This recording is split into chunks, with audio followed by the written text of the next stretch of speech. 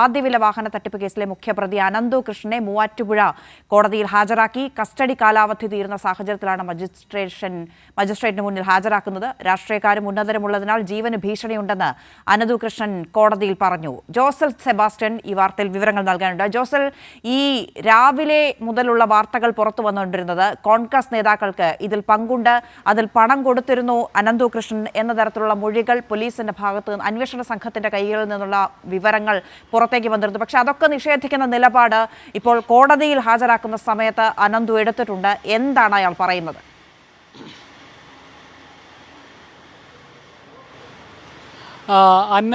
അനന്തു കൃഷ്ണനെ ഇന്ന് Muvattupuzha first class judicial magistrate കോടതിയിലാണ് ഹാജരാക്കി കോടതിയിലേക്ക് കൊണ്ടുപോകുന്ന വഴിക്ക് തന്നെ മാധ്യമങ്ങൾ പ്രതികരണം ആരാഞ്ഞു. അപ്പോൾ നിങ്ങൾ കൊടുക്കുന്ന വാർത്തകൾ മുഴുവൻ തെറ്റാണെന്നും താൻ ആർക്കും പണം കൊടുത്തിട്ടില്ല എന്നുള്ള ഉറക്കെ വിളിച്ചു പറഞ്ഞുകൊണ്ടാണ് അനന്തു കോടതിക്കുള്ളിലേക്ക് കയറിപ്പോയത്. കോടതിക്കുള്ളിൽ കയറി മജിസ്ട്രേറ്റിന് മുമ്പിൽ ഹാജരാക്കിയപ്പോൾ ജാമ്യാപേക്ഷ അദ്ദേഹത്തിൻ്റെ വക്കീൽ കൊടുത്തു. അതിൻ്റെ ഒപ്പം തന്നെ താൻ എനിക്ക് ചിലത് ബോധിപ്പിക്കാനുണ്ട് എന്ന് അദ്ദേഹം ഉറക്കെ പറയുകയാണ് ചെയ്തത്. അതിൻ്റെ അടിസ്ഥാനത്തിൽ പറഞ്ഞോളൂ എന്ന് പറഞ്ഞപ്പോൾ എനിക്ക് ഇത് രാഷ്ട്രീയക്കാരും ഉന്നതരും ബന്ധപ്പെട്ടിരിക്കുന്ന കേസായതുകൊണ്ട് തനിക്ക് ജീവന് ഭീഷണിയുണ്ട്, തനിക്ക് ജീവന് സംരക്ഷണം ഒരുക്കണം എന്നുള്ളതാണ് അനന്തു കൃഷ്ണൻ ഒരു പ്രയറായി കോടതിയോട് ബോധ്യപ്പെടുത്തിയത്. അതിൻ്റെ അടിസ്ഥാനത്തിൽ ഏതായാലും ഈ പോലീസ് കസ്റ്റഡി അപേക്ഷ കൊടുത്തിട്ടുണ്ട്, ഒപ്പം തന്നെ അനന്തു കൃഷ്ണൻ്റെ വക്കീൽ ജാമ്യാപേക്ഷയും കൊടുത്തിട്ടുണ്ട്. ഇത് രണ്ടും പരിഗണിക്കുന്നതിന് നാളത്തേക്ക് മാറ്റിവെച്ചിരിക്കുകയാണ്. അതിനുശേഷം ഇറങ്ങി വന്നപ്പോഴാണ് വീണ്ടും നമ്മൾ ഇത്തരത്തിൽ മാധ്യമപ്രവർത്തകർ ആരാണ് തനിക്ക് ഭീഷണിയുള്ളത് അത് വെളിപ്പെടുത്തണമെന്ന് പറഞ്ഞപ്പോൾ അതിനെക്കുറിച്ച് പറയാൻ തയ്യാറായില്ല. ഒപ്പം തന്നെ ഇത് NGO കോൺഫെഡറേഷനും അതിൻ്റെ പ്രതിസന്ധിയും കാര്യങ്ങളും ഒക്കെ വിശദീകരിക്കാനാണ് ശ്രമിച്ചത്. അതിൻ്റെ ഒപ്പം തന്നെ താൻ ആർക്കും പണം കൊടുത്തിട്ടില്ല എന്ന് വീണ്ടും ആവർത്തിക്കുകയാണ് ചെയ്തത്. ഏതായാലും ഇപ്പോൾ അദ്ദേഹത്തെ വീണ്ടും മൂവാറ്റുപുഴ ജയിലിലേക്ക് റിമാൻഡിലേക്ക് കൊണ്ടുപോയിരിക്കുകയാണ്. ഏതായാലും ഈ തട്ടിപ്പുമായി ബന്ധപ്പെട്ട് നിരവധി സംഭവങ്ങളാണ് പുറത്തു വന്നുകൊണ്ടിരിക്കുന്നത്. പ്രത്യേകിച്ച് ഉന്നത രാഷ്ട്രീയ ബന്ധം. ഇന്ന് നമ്മൾ പല കാര്യങ്ങളും വെളിയിൽ കൊണ്ടുവന്നൊരു കാര്യമുണ്ട്. ഒന്ന് പ്രമീള ദേവിയുമായി ഉള്ള ബന്ധം.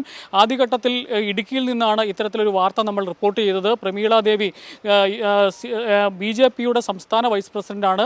ആ സംസ്ഥാന വൈസ് പ്രസിഡന്റായിരുന്ന പ്രമീള ദേവി കോൺഗ്രസ് പ്രവർത്തകയായിരുന്ന കാലഘട്ടത്തിൽ വനിതാ കമ്മീഷൻ അംഗമായിരുന്ന കാലഘട്ടത്തിലാണ് അനന്തു കൃഷ്ണൻ പ്രമീള ദേവിയുടെ PA ആയി ജോലി ചെയ്തിരുന്നത്. ആ കാലഘട്ടത്തിലാണ് അനന്തു കൃഷ്ണനെ KN ഗീതാകുമാരി, അന്നത്തെ ഇവർ രണ്ടുപേരും മഹിളാ കോൺഗ്രസ് നേതാക്കന്മാരായിരുന്നു. KN ഗീതാകുമാരിയും പ്രമീള ദേവിയും രണ്ടുപേരും മഹിളാ കോൺഗ്രസിൻ്റെ നേതാക്കന്മാരായിരുന്നു.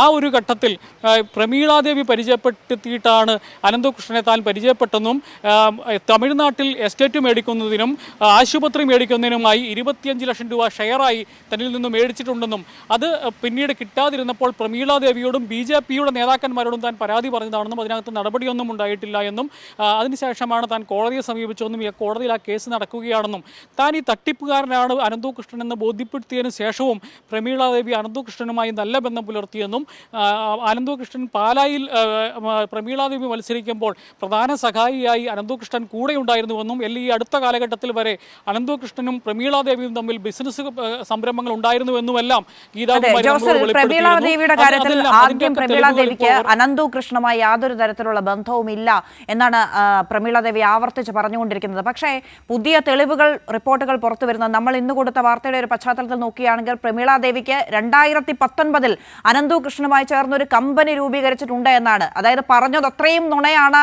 എന്ന് വ്യക്തമാവുകയാണ്. അങ്ങനെയെങ്കിൽ ഇന്ന് രാവിലെ പുറത്തു വന്ന അനന്തു കൃഷ്ണന്റെ മൊഴികളുമായി ബന്ധപ്പെട്ട് കോൺഗ്രസ് നേതാക്കൾ ഡീൻ കുര്യാക്കോസ്, മാത്യു കുഴൽനാടൻ, ഫ്രാൻസിസ് ജോർജ് 3 പേരുടെയും പേരുകൾ പറഞ്ഞു. ഇത്ര തുക കൃത്യമായി കൊടുത്തു എന്ന മൊഴി ഉണ്ട് എന്നാണ് അന്വേഷണ സംഘത്തിൽ നിന്ന് വന്നുകൊണ്ടിരുന്ന വിവരങ്ങൾ. ഇപ്പോൾ ഈ അനന്തു പറയുന്ന പ്രകാരം ജീവന് ഭീഷണി ഉണ്ട് എന്നാണ് അനന്തു പറയുന്നത്. അതായത് രാഷ്ട്രീയക്കാരും ഉന്നതരുമൊക്കെ ഈ കേസിൽ ഉൾപ്പെട്ടിട്ടുകൊണ്ടാണ് എന്ന ഒരു വ്യാഖ്യാനമാണോ അതിന് കൊടുക്കേണ്ടത്? എങ്കിൽ അതുകൊണ്ടാണ് ഇപ്പോൾ ഈ പറഞ്ഞത് മാറ്റി പറയുന്നത് എന്ന വിലയിരുത്തലിലേക്കൊക്കെ കടക്കണമോ?